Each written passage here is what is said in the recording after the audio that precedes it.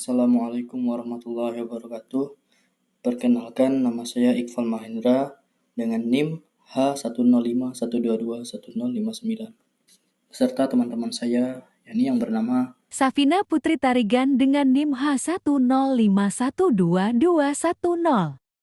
Nama saya Dwi Nur Ilham dengan NIM H1051221057. Saya Arif Fumeini, NIM H1051221047. Saya Yosi Ferdian Nugroho dengan NIM H1051221079. Oke, baiklah. Di sini kami akan berdiskusi atau menjelaskan secara singkat yakni terkait mata kuliah organisasi dan arsitektur komputer dengan materi evolusi dan kinerja komputer dari masa ke masa.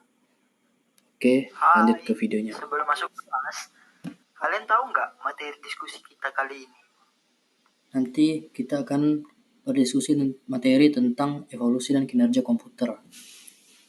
Ngomongin komputer nih, kalian tahu nggak sih kalau sebenarnya komputer itu kayak kalkulator mekanik? Serius? Aku nggak pernah dengar tentang itu sebelumnya. Gimana bisa komputer jadi kayak gini sekarang? Jadi, dulu komputer awalnya berasal dari gagasan Charles Babbage pada abad ke-19. Dia menciptakan prinsip-prinsip komputer digital meskipun mesin analitiknya tidak pernah selesai ia buat. Kira-kira siapa ya yang pertama kali sukses membuat komputer dan bagaimana ya bentuknya? Setahu saya, komputer pertama yang berhasil dibuat adalah ENIAC, Electronic Numerical Integrator and Computer, pada tahun 1940-an. Ukurannya sebesar ruangan besar, menggunakan ribuan vakum tube, dan membutuhkan daya listrik yang besar. Vacuum tube itu apa ya?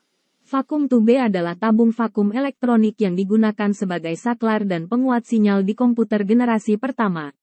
Mereka panas dan rentan rusak.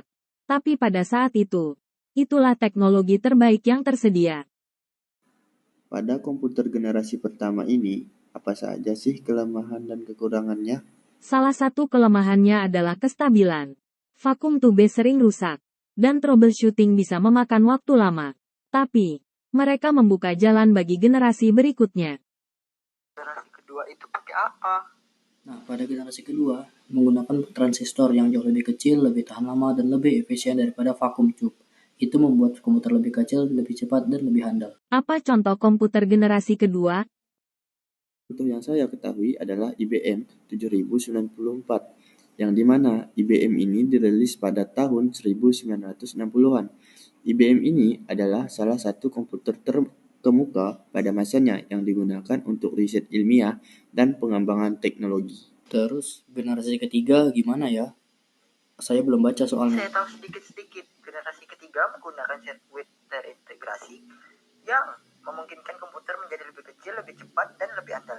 Contohnya adalah IBM S360 yang dirilis pada tahun 1960-an. Lalu, apa perbedaannya dengan generasi sebelumnya?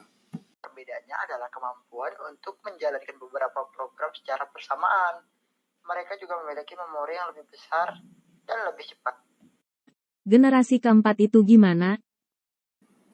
Pada generasi keempat, itu menggunakan mikroprosesor yang memungkinkan komputer menjadi lebih kecil, lebih murah, dan lebih mudah digunakan. Contohnya kayak Apple Macintosh yang dirilis pada tahun 1980-an. Lalu, pada generasi terakhir itu gimana ya? Generasi terakhir tentang konektivitas dan kecerdasan buatan. Komputer sekarang bisa terhubung ke internet dan menggunakan kecerdasan buatan untuk memproses data dengan lebih cepat dan lebih akurat. Yang kamu maksud itu pasti yang kita pakai sehari-hari pada saat ini kan? Benar sekali. Komputer generasi terakhir telah mengubah cara kita hidup, belajar, dan bekerja secara fundamental. Luar biasa ya. Perkembangan teknologi komputer dari waktu ke waktu. Betul sekali. Rasanya seperti kita berada di masa depan. Dan siapa yang tahu Apa yang akan kita temui di masa depan nantinya?